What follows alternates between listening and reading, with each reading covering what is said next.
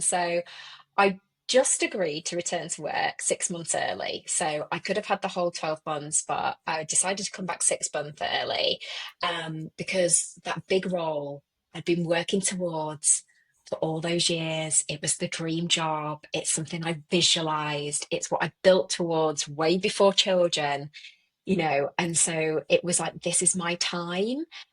So we talked through, it was going to be this planned, like you mentioned, phased return to work, so that then I was like fully ramped by the end of the 6 months, but it wasn't like a big shock going into this big role. So, like work were absolutely trying to support me as a mum coming back into the workplace.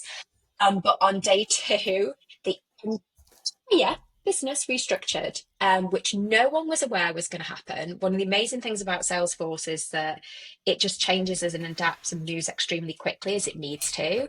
But that also means that there's a lot of things that happen that you're just not ready for. So the whole organization, 70,000 employees were reorged. And just like that, my role just vanished overnight. So I was placed into a completely different area of the business in a role that, if I'm being honest, I wouldn't have returned early for.